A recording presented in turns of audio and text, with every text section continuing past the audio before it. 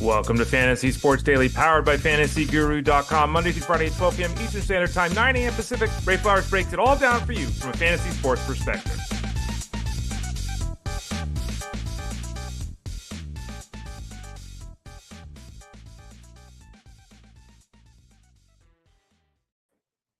Hey there, everyone. Ray Flowers of FantasyGuru.com. We're back and rolling. It's not perfect. It's not ideal. We still got some issues we're dealing with the old computer here. But as you can see, I believe you can see me. I believe you can hear me. I believe we are rocking and rolling for the show today. For those of you that missed last week, had a computer snafu. Thank you, Microsoft, for jacking my computer up with your most recent update. Really appreciate that. Still working on it. Only have one screen working. I have two that I normally use. The graphics card was broken by the Microsoft update. So again, thank you, Microsoft. But the good news is the computer's working. We saved all the information. So thank you for all the good and positive thoughts that you all sent. It worked out. So the computer's been fixed. Still getting the second piece back. I need a new graphics card. They're coming to install that probably tomorrow. We should be good to go moving forward. I am Ray Flowers of FantasyGuru.com. Thanks for joining me here today on the show. You might notice the look is a little bit different. It's dark outside. We got a storm out here in California, so no natural sunlight, no ambient light. So it looks a little bit paler here. I look a little like I've never left the house or haven't left the house in 6 months. I have. Don't worry. I'm doing okay. Follow me on Twitter, Instagram, Threads, Blue Sky, all of the normal places at the Ray Flowers. At the Ray Flowers. I can't even say it. This show is Monday through Friday at 12 o'clock Eastern Standard Time. That'll be the plan moving forward, provided we don't have any more tech issues. A programming note. Next week, Jeff Mans is on vacation. So I will not be here with you on Monday, Tuesday, or Wednesday of next week. Justin Fensterman will be hosting the show Monday, Tuesday, Wednesday.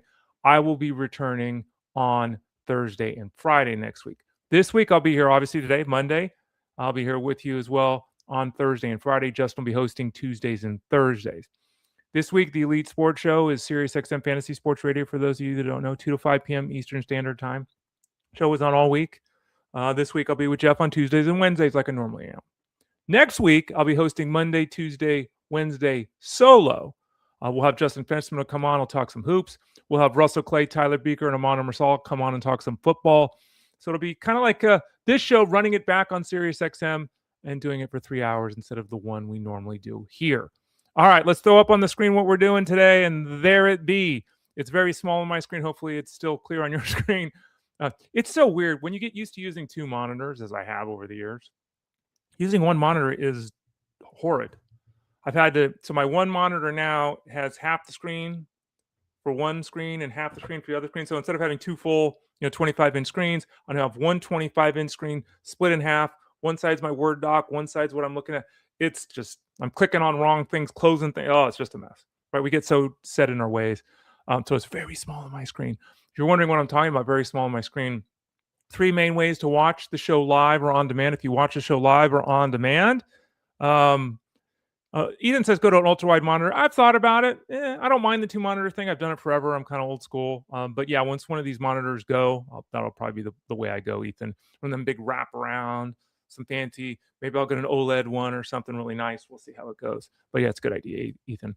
3 places you can watch a show live or on demand. Those 3 places are youtube.com/@ElitePlusNetwork, Twitter X @FantasyGuruSite, and Facebook.com/FantasyGuruHQ. Those 3 places you can leave comments and questions like Ethan just did. Live on the show, we can address them. You can talk to each other in the chat room, all that kind of good stuff. 2 other places to listen to the show as a podcast. FantasyGuru.com. Just go there. At the top of the page, there's a toolbar there with a bunch of titles, right? Click on the Elite Plus tab at the top. That'll take you to the dumping page, if you will, for all the shows. This show, Armando Marsal show, Jeff Mann show, the Race Guru Thunder Hours show. I'm probably forgetting a show. I feel like I'm forgetting Justin Fensterman show. Did I say that? All kinds of shows over there on the Elite Plus tab. And then you can just type in Fantasy Sports Daily wherever you listen to podcasts, Pandora, Spotify, YouTube Music, or Apple iTunes. Okay, on the screen there, you can see what we're talking about. The draft guide is live. We'll talk about that in a second. We'll talk about the plan the next couple of weeks, just to lay it out there as well. We're rocking and rolling over at FantasyGuru.com. I was able to maintain my promise of posting articles every day, despite the computer problems. So hopefully that was appreciated, because that was a lot of work. There's a lot of stress involved with that, but we're back to normal today, and I don't think there was much interruption other than this show. We'll talk about the news and notes from the weekend as well. There's so much to talk about here. Most of it's injury related, some contract stuff too. We'll talk about guys like Gallen, Castellanos, Yordan, Alvarez, Francisco Lindor. Why is Lindor going to be ready for opening day and Jackson Holliday may not be ready for 2 weeks after the season begins with the same injury? We'll talk about that. Who's batting leadoff for the Rangers? Who is on the Padres? Seemingly everybody. They signed Ty France this morning as well. We'll talk about that here as we move forward. The draft guide is available over at fantasyguru.com. Over the weekend, we did drop the 2 podcasts that I recorded. One of them is the tiering model for drafting.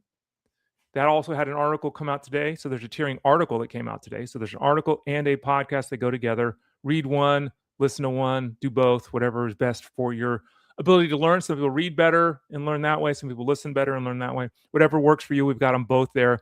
So the tiering model, there's a podcast over at fantasyguru.com. What is it? Why is it important? Why are you missing out if you're not using it? Why should you be using the tiering model? We'll talk about all that in the podcast and in the article. There's also a 49-minute, 50-minute podcast on auction drafting. How to do auction drafting, how to improve if you've done it before, how to figure out if you've never done it before, tips of building teams, styles of building teams, how to bid, how to nominate, how to handle the process throughout, how to track the numbers that are being spent for dollars and all that. So check that out. 2 podcasts dropped over the weekend, one on the tiering model, one on the auction situation. Remember, we have Dynasty rankings, best ball rankings. The best ball rankings were just updated again on Saturday. So we've got best ball rankings, Dynasty rankings, rookie rankings, on-base percentage rankings, best ball rankings, points league rankings, mixed league rankings. Let me make a note here. I just remembered I didn't do something. AL only, NL only, mixed league rankings, AL only, NL only, mixed league auction values for all 3 of those. They're updated as needed, which is often on a daily basis at this point in time over at fantasyguru.com.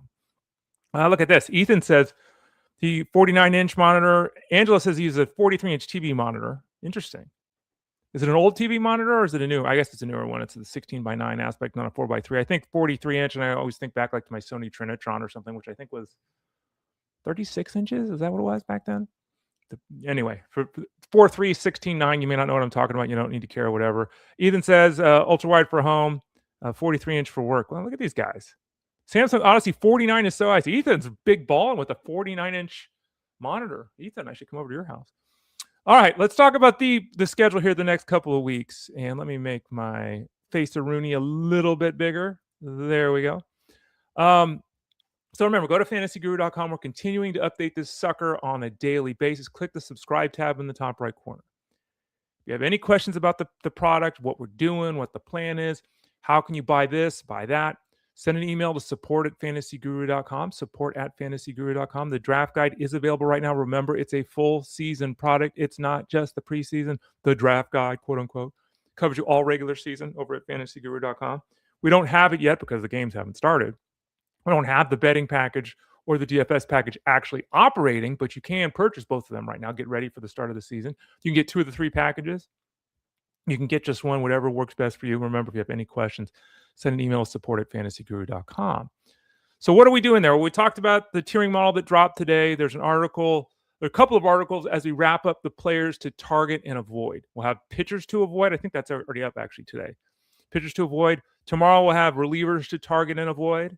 Then we'll start our ADP look. So we'll go position by position, bargains in the infield, outfield, and on the hill. And then who's too costly according to ADP in the infield, the outfield, and on the hill. That's kind of where we're at the rest of this week. Next week is a busy week. Again, I'm hosting 3 shows over on SiriusXM Monday, Tuesday, Wednesday, while Jeff Mans is on vacation. We'll have the breakout pitcher of the year article drop next week. I'm really going to start diving into that today. I got my list of about 12 guys right now, and we're going to dig the next week and a half here to get the right answer. Last year it was Nick Lodolo who hit. The year before it was Brian Woo, who didn't hit because he only made 22 starts, but he hit.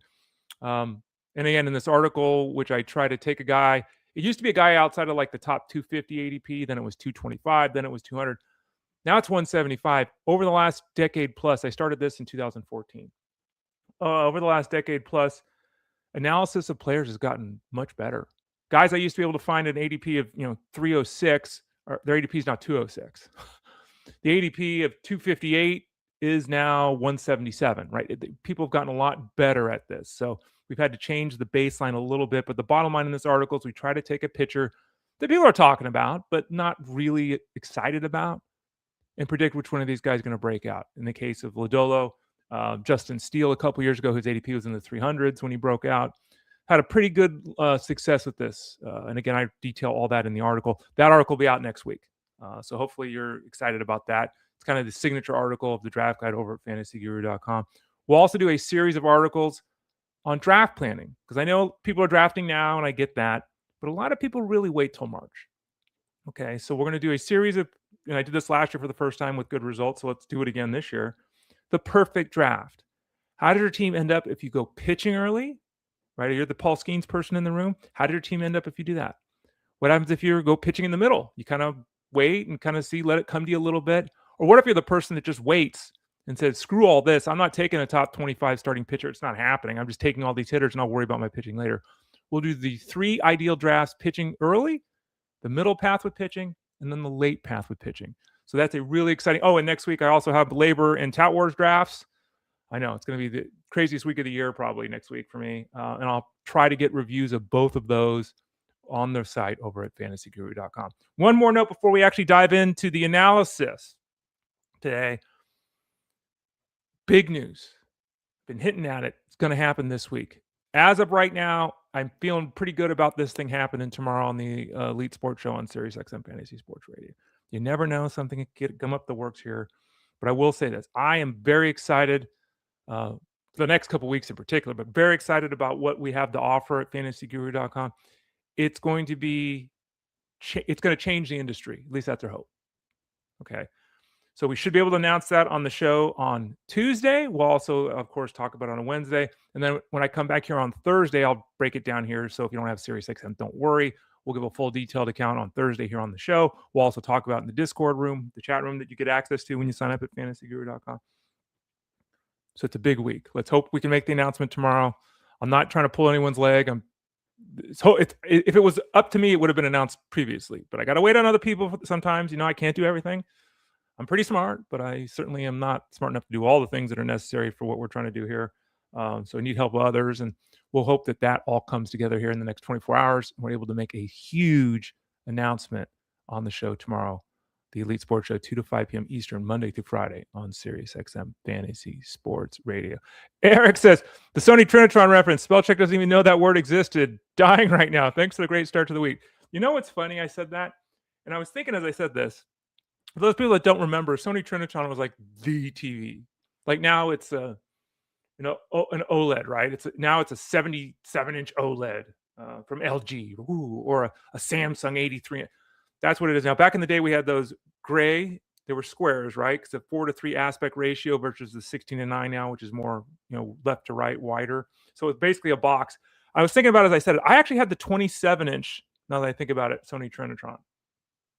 I had it in my bedroom. My buddy had the 36-inch Sony Trinitron, and when he moved from his condo to his house, oh my God, the Sony Trinitron had like 2-inch thick glass, and I think it's, you'd have to look it up. I think it's something like 1.5 inch, 2-inch glass.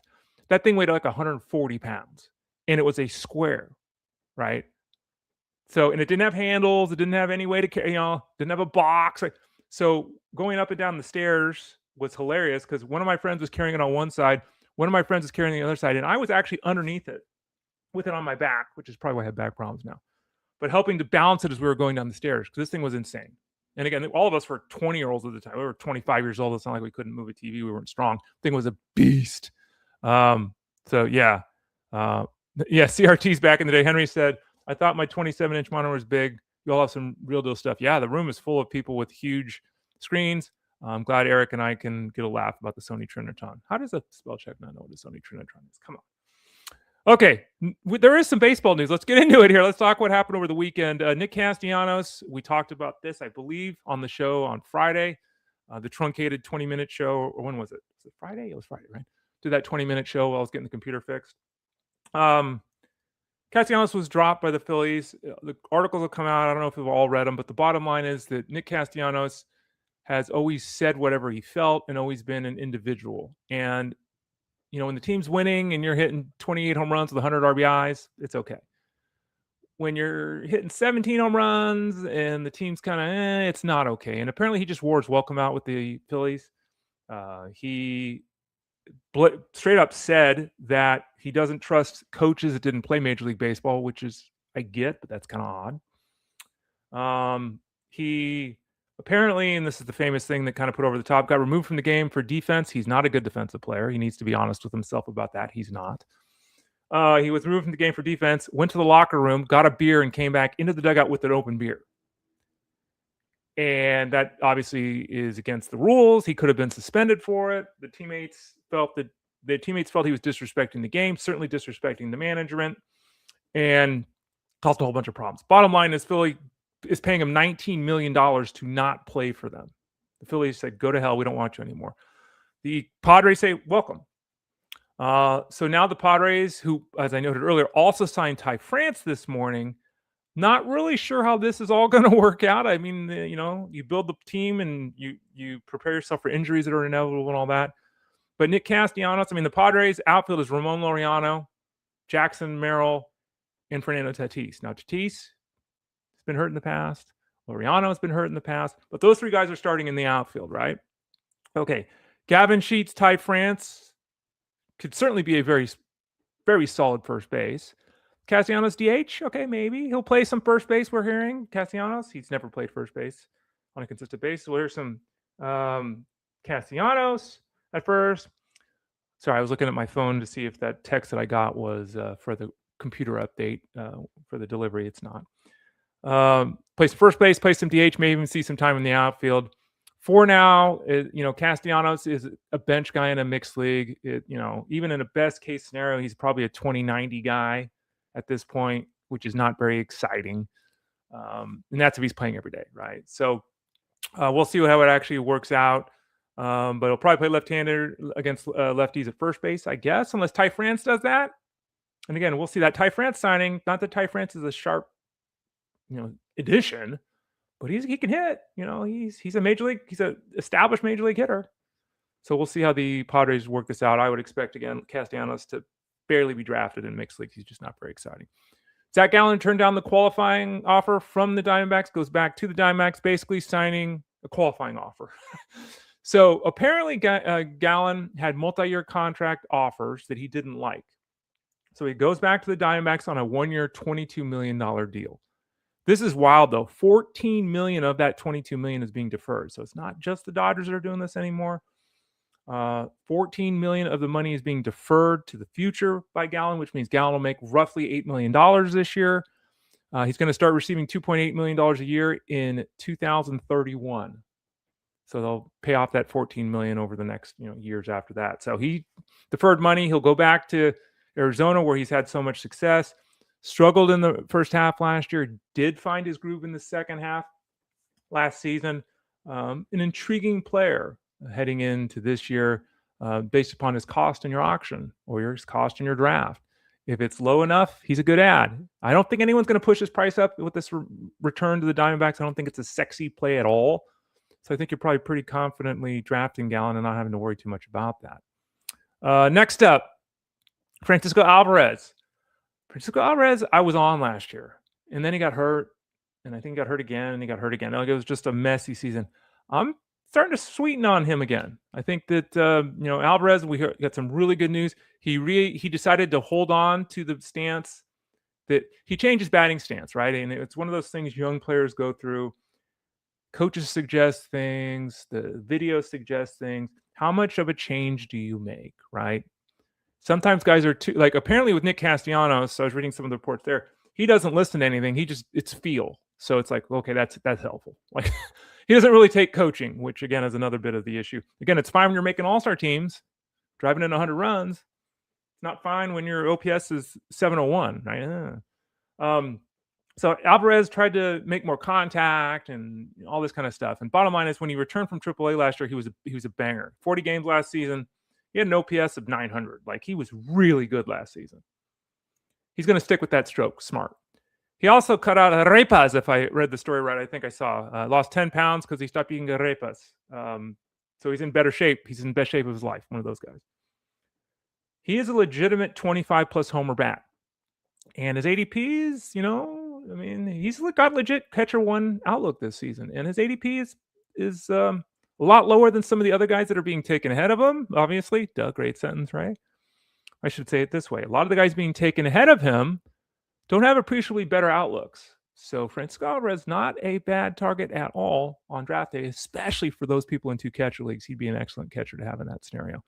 The other Alvarez, the more exciting Alvarez, the potential MVP Alvarez, Yordan, had the ankle issue last year. Look, Yordan Alvarez is, and I've said this before, he's really, when going right, kind of the left-handed Aaron Judge. He's extremely good offensively, is Yordan Alvarez. He hits for average. He hits for power. He gets on base. He's a wrecker of pitching staffs. He can carry you in fantasy. Like, he is a phenomenal offensive player. He's 28 years old, though, and he's always hurt. He's always hurt. And so it doesn't matter if you can hit like Yordan Alvarez. Aaron Judge, if you play as many games as Byron Buxton, right? It just doesn't. So the reason I'm pointing this out is twofold. One, he says he's healthy. If he's not healthy now, heaven help us. But the second thing to note is the team is fully understanding that Alvarez has had a hard time staying on the field and fully expects at this point for Yordan Alvarez to be their full-time DH. Now, we know that can change, right? We know that, but it's unlikely. So keep it in mind when you're looking not to this season, but to next year. If Yordan Alvarez plays DH all the time, that starts, we start running into the scenario where if Yordan Alvarez is playing 145 games, it won't matter if he's a UT only player next year. You're still going to love him. He'll be hitting, he'll 300, he'll 302 this year with 37 home runs and 118 RBIs. You won't care. If he struggles a little bit, if he misses some games, he plays 109 games this year. He only plays 9 games at first base, 6 in the outfield, and he only qualifies at UT next year. So just more, keep an eye on this with him. As of now, he's expected to be the full-time DH. Of course, that can change, but it does limit him moving forward if he's bereft of a position, obviously. Here's something I hinted at earlier. Francisco Lindor says he's hopeful, and again, we don't know. We don't know how long it's going to take for Lindor to recover from the hamate bone injury, anything like that. We have no idea. But the fact is that Lindor, who had the hamate bone injury, had surgery. He thinks he can make it back to opening day, and it is reasonable because, again, 4 to 8 weeks is kind of the general return from the hamate bone injury, 4 to 8 weeks. It's reasonable to think that he could return in that time span. Why is it that Jackson Holliday, when he had the injury, he suffered the injury, they immediately said he was going to miss the first couple weeks of the year? Holliday came out over the weekend and said, or today actually was this morning, and said, he's hopefully he's only going to miss a couple of weeks. The hamate bone injury is 4 to 8 weeks. Okay, it's a very known timeline. The procedure is very clear. The return and recovery is very clear. It's a very known thing, the hamate bone. It's unlikely that you have some significant setback that caused you to miss 3 times as long or 2 times as long, right? It's not like, oh, I had knee surgery, oh, and I tweaked my quad, or oh, I had knee surgery and I tweaked something. It's not like that, right? It's very known. It's weird that Holliday immediately was given the, oh, well, yeah, he's going to miss the first couple weeks of the season, which he reiterated again this morning. Are the Orioles just being cautious here? Are they just being careful here? Are they thinking, hey, we don't want to bring this kid back too early. We don't want to crush his confidence. He really started to find his game last year. He was very comfortable per the discussion he had with the media today, where his swing was at. Everything was looking really good, right? So was all of that just a smokescreen for nonsense? Like what's going on here? So it's just something to keep an eye on. I don't know if he injured something else. I don't know if they're being very cautious. I'm not really sure what happened, but it was very odd the way that news story came down. I'm going to do something here. I just noticed that for whatever reason, the old Twitter sphere is not showing that we went. It's showing we went live, but it's not showing that anything good is happening on the website. It's not showing that we're actually, usually it pops up, and it says, hey, we're on a live show right now. It's not doing that. So we only have a few people listening to the show today. Let's see if we can increase that viewership here. Maybe we can, maybe we won't. I don't know. Let's give it a shot. Let me do this one thing here. So I will retweet the link to YouTube because for some reason, Twitter didn't like us this morning. So there we go. So sorry for the distraction there. Wanted to get that done. Make sure that everybody has at least an awareness that we're doing a show here right now on Twitter, on Facebook, on YouTube, and it'll be on the website later today. Okay. Next up, let me pull back my notes here. Who we got? Triston Casas. This is another interesting one too. Triston Casas is somebody who I've just written about, who you'll see over in the articles that are coming out this week at fantasyguru.com. Which article will it be in? You have to read them. Triston Casas at one point in time was the next thing, right? He was going to hit 270. He was going to have a 370 on base percentage. He was going to hit 30 home runs. He was going to be a third, fourth hitter, maybe even two on a certain team for a long time. Still might get there. But obviously he had the hiccup, didn't play much last year, hurt his knee. The knee injury has been very kind of nebulous in terms of what's going on, what's happening here with the knee, what's actually he reported to camp. He says he's still not gotten full clearance yet. He's with the team. He's out there. Okay, he's doing some baseball things, but he doesn't have full clearance yet. I'm not really sure what this means. So at this point, I don't know if he's going to be ready for opening day. It kind of sounds like he won't be. The Red Sox obviously brought in Wilson Contreras. Interesting to bring in Wilson Contreras, a professional hitter who's very good and all that. Wilson Contreras is who Triston Casas should have been, but with less power.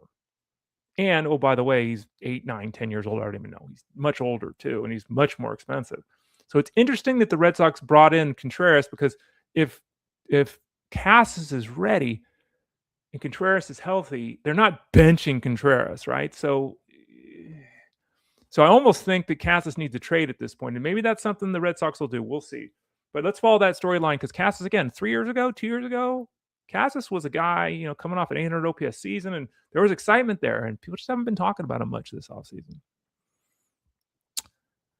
Jasson Dominguez. Yeah, he is he going to make this team? He's not going to be in the starting lineup with the Yankees. Is he going to make the team? Well, Brian Cashman, the GM of the team, came out over the weekend and said that they really need to get Dominguez every day at bats. Here's what Cashman said. Quote, we'll just have to wait and see how spring shakes out, who's standing, and then we'll make the appropriate decision when we have our meetings to close the end of the camp. Unquote. Here's the situation that we talked about on the show previously. If Giancarlo Stanton is healthy, he's the DH. If that's the case, there's no spot in the starting lineup for Dominguez. Just doesn't exist. And if they want him to play every day, he's going to have to be demoted. He's got multiple options left. They can demote him. There's just no spot. I mean, that, the re-signing of Bellinger just jammed this whole thing up. So Dominguez is going to probably start the year in the minors. Unless someone gets hurt. Maybe someone gets hurt. It's Giancarlo Stanton. He will get hurt at some point, right? But be cautious with Dominguez because he's an exciting player. He's the 2020 guy. We've talked about him a lot. He's struggled a little bit to find that footing, though he's been in and out of the lineup and all that. And Dominguez, if you remember too, a couple years ago, Dominguez was supposed to be a superstar, the next great Yankee. As much excitement as there was with Casas in Boston, there was even more excitement about Dominguez with the Yankees, prospect community, the Yankees themselves, all that kind of stuff. So the fact that we're still here at this point and it's unsettled, unclear when he will become a full-time player with the Yankees, disappointing. There's always a chance they trade him. I don't know. I mean, if they were going to trade Dominguez, trading him at this point certainly doesn't seem like maximizing the return. That would have happened 2 years ago where they could have gotten a crap ton of talent in return for him now. So follow this one if you're in an AL league, draft away, but in mixed leagues, be very cautious about even drafting Dominguez because we just don't know if he's going to even make the team. And that's kind of spotty. Luis Rengifo, did I talk about him? feel like I talked about him, but just anyway, if I didn't talk about him, he signed with the Brewers. I don't really know what this is about. There's no place in the lineup for him to play. And he signed a 1-year deal, which makes sense. Lower level deal makes sense. He didn't perform well last season. Barely had a 600 OPS. A couple years ago, he's hitting 300, stealing bases, can play multiple positions. Like, he's a useful player, right? Going to Milwaukee is weird. And again, maybe he just wants to win, be in a better environment than the Angels. I totally get that. I don't know. Maybe he's significant others from there. His family's there. He grew up there. I didn't actually look into this. But it was an odd baseball signing from his perspective because, barring an injury, he's a sub. And I would have thought somebody would have given him an opportunity to start, but maybe he just wanted to be in a better environment, regardless of that scenario. So he goes to Milwaukee. No interest in mixed leagues drafting Luis Rengifo, though you knew that at this point. The Braves, and we got a lot to talk about the Braves here. Now, before we get to the Braves, let's talk about another guy. I should have done this better in my notes. Skip Schumacher on Sunday. We'll come back to the Braves in a second. Skip Schumacher on Sunday said that Brandon Nimmo is going to be the leadoff hitter of the Rangers in 2026. Now, that's not surprising.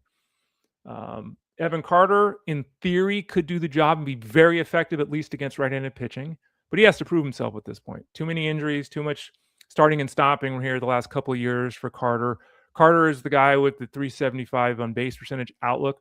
Nimmo used to be that guy. He's not anymore. But Nimmo has done something the last 4 or 5 years that he hadn't done previously, and that is stay healthy. He is a counting category guy right now as a result. A little bit more intriguing in an on-base percentage league than in a batting average league, though his on-base percentage, it's really fascinating. I think it's been in 2-year trunches, right? I think I saw this the other day. Let me see this. His on-base percentage. Okay, yeah. Starting in 2020, 404, 401. Next 2 years, 367, 363. The last 2 years, 327, 324. That's very weird that he would have 2 years in a row at 400, 2 years in a row at 365, and then the last 2 years at 325. So elite, good, So the last 2 years, he's kind of just been So it's great to hear that he'll be at the top of the order. It certainly helps out his fantasy outlook versus him hitting 5th or 6th. Hit 25 home runs last year, drove in 90 runs. He's not going to drive in 90 runs batting leadoff, but he could score 100 runs, right? Still has the ability to steal double-digit bases, though that's not really the big part of his game anymore. But 260 batting average. I mean, remember, he had 224 in 2024. So the bottom line is he's been a 250 hitter with a 320 on base percentage the last 2 years. He's been around for 10 years. He's done a lot of leading off. I get why he'd bat leadoff this year. But the last 2 years, his game has really said, I'm a 6 hitter. It's not really said that I'm a leadoff hitter. So we'll see how that goes. Now, speaking of the Braves, Ha-Seong Kim, who's got that right middle finger injury, tore a tendon in that ligament in January. Was he doing something, ice skating or something? I forget what he was doing, but it was something like that. He was supposed to miss 4 to 5 months. We're now hearing from GM Alex Anthopoulos that Kim could return in May, and not just in May, but potentially earlier in May, the first half of May. And remember, January, he hurt in January, so that would be January, February, March, April, May, June, potentially, right? So this seems like it's a little bit quicker than anticipated, which is nice. I don't know why he'd be drafted. If you have a deep mixed league and you have injured list spots and you want to take him in the 30th round of your draft and put him immediately on the injured list and then go pick up somebody else, okay. I don't really know why you would do that, though. I mean, that's, depends how your waivers work and all that kind of stuff. Right now, not in a guy you should be drafting. And only leaguers absolutely should be drafting him. Mixed leaguers, But you remember, even if he misses let's say he misses 6 weeks, he could still hit 10, 12 home runs, still 20 plus bases. Like, he could still be quite effective. So keep an eye on him, keep him on the watch list, but I don't think he warrants being drafted at the moment. Grant Holmes on the pitching side of things. The Braves have all kinds of injuries they're dealing with yet again on the hill. Waldrop is hurt. Schwellenbach is hurt. So they desperately need the Braves to have Holmes and Reynaldo Lopez healthy because they need them right now in that starting rotation. Grant Holmes is coming back from the elbow injury through BP over the weekend. Said he was mid-90s with the fastball and felt good. He's working his way back from a partial tear in his elbow. Okay, how often does that work? But the bottom line is Holmes is at this point in time locked into the Braves starting rotation to begin the year. He could make 30 starts this year for this team. He could at least be somebody they count on the first couple of months of the year on a rotational basis. They might make a move because again they have multiple guys down. Sheehan is gone. AJ Smith-Schwarber, that's what I was talking about. Sheehan's with the Dodgers. AJ Smith-Schwarber. I mean, they got injuries they're dealing with already, and they have the uncertainty with guy like Spencer Strider coming back off that down season last year. So they'll look to have Grant Holmes hopefully stay healthy. He is somebody that it's really tough to draft right now, but there have been moments, including in the recent past, where he's been quite effective. He's a streaming option in mixed leagues, so I wouldn't, again, be drafting him, but he's moving in the right direction, which is good news.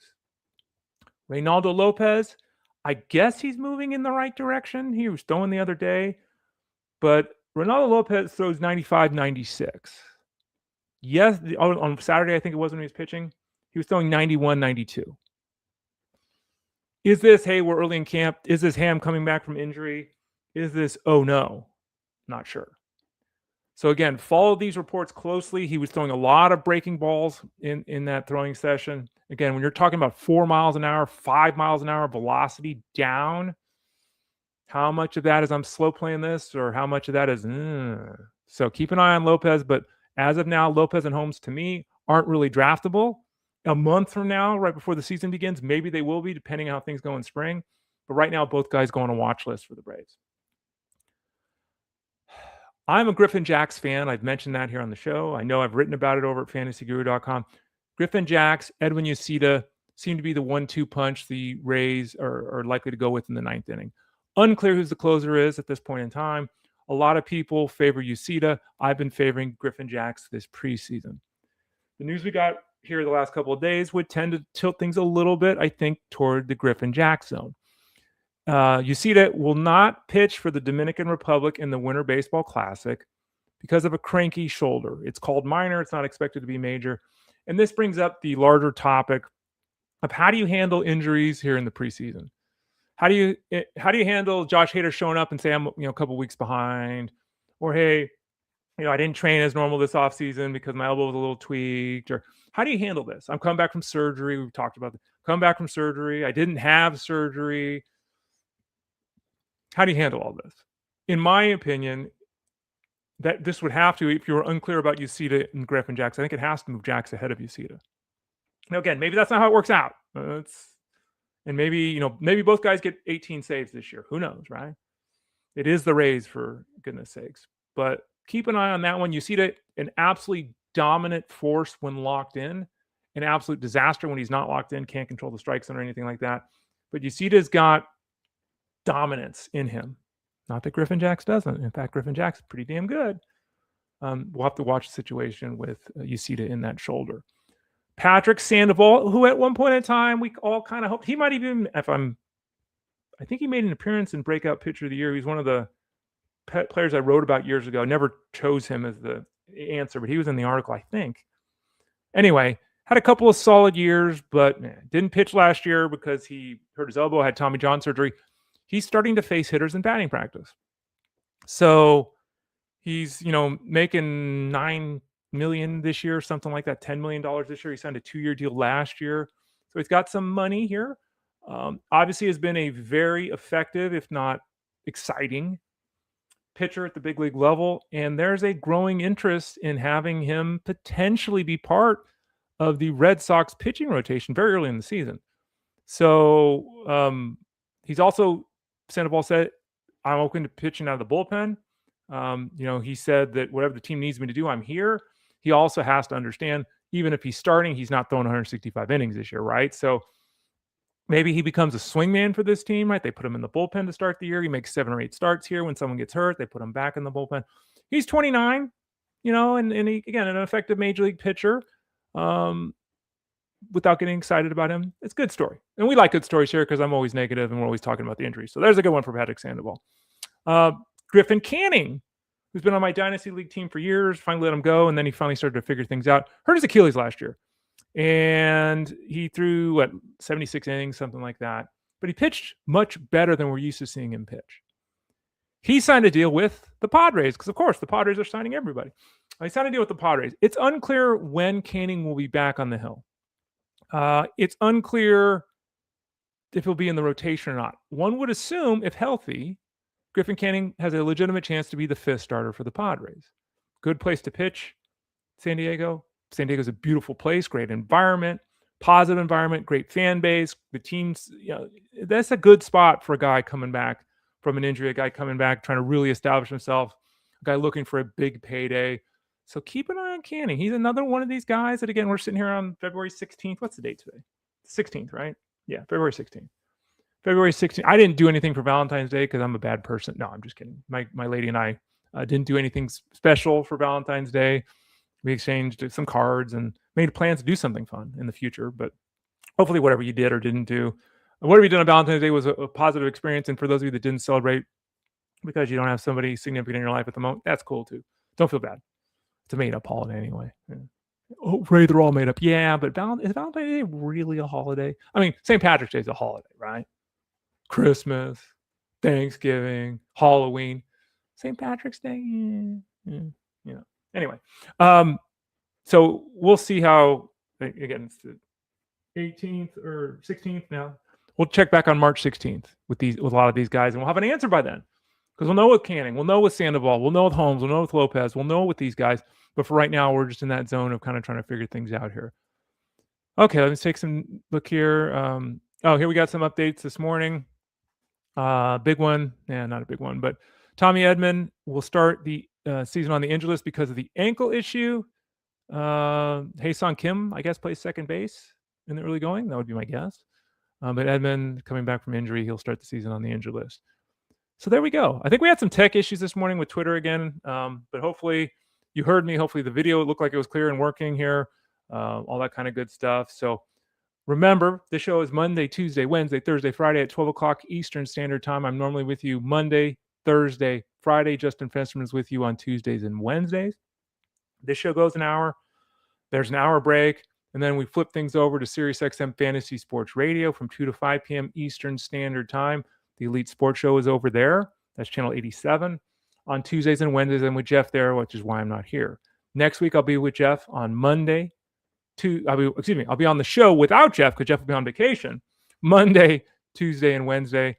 We'll have Justin Fensterman on the show talking hoops. We'll have Armando Marsal, Tyler Beaker, and Russell Clay on to talk football on the show. Remember the rest of this week over at FG, players to target, players to avoid, ADP too costly. These are guys you should target. Next week, we'll have the release of the breakout pitcher of the year. We'll also have the release of the draft book, which I freaking hate. We'll talk about it next year. People seem to love it. It's awful. We'll talk about that. That'll be out next week. I'll be doing my labor draft next week, my 15-team mixed league. I'll be doing my Tout Wars draft, which is that alternative league. The last 3 years I played in that league, I've finished second, first, and third. So 3 years in a row, top 3 finishes. So that's pretty cool. That's a league that uses souls instead of saves. We use innings pitched instead of victories. We use on-base percentage instead of batting average. So that'll be next week as well. And don't forget, right now at FG, click that subscribe tab in the top right corner. Get signed up for the product over there. Any questions, send an email to support@fantasyguru.com. Don't forget, it's not just baseball and football that we do. We also have the MVP plan. The MVP plan is basically everything but football and baseball, and that includes NASCAR, PGA, MMA, horse racing, soccer, tennis, basketball, hockey. All of that is in the MVP plan. Click the subscribe tab in the top right corner and get signed up over at fantasyguru.com. So thanks for joining me today. Really appreciate it, everybody. What is this? What's going on here? I'm clicking this thing. Go on the screen there. There it is. Get on the screen. Oh, man. I don't know. We'll get this all figured out hopefully tomorrow. One final note, I should say at least, that I do need to have that computer technician come out to fix my second monitor. Obviously, I don't know when that'll be. It's almost certainly going to be tomorrow. Hopefully, I'll get an update. I hope to be on the show with Jeff at the start. I maybe not, but hey, Jeff will be there tomorrow regardless. It doesn't matter. But thanks for joining me here today. Really appreciate it. Again, follow me Twitter, X, Blue Sky, Threads, Instagram, all the places at The Ray Flowers. Find this show Monday through Friday, 12 o'clock Eastern Standard Time. Go to fantasyguru.com, Elite Plus tab at the top of the page. Type in Fantasy Sports Daily wherever you listen to podcasts. Or the 3 places you can watch live or on demand. You can watch live or on demand anytime you want. YouTube.com/@ElitePlusNetwork, Twitter X @FantasyGuru site, and Facebook.com/FantasyGuruHQ. Thanks for joining us today. We'll be back here tomorrow. I won't be here. Jasson will be here tomorrow. The show will be here tomorrow. So join him tomorrow on the show and join me over on SiriusXM Fantasy Sports Radio with Jeff Vance for what I hope will be a big announcement. Fingers crossed. Let's make it happen in 2026. I'm Ray Flowers. Have a good one, folks. We'll talk to you later.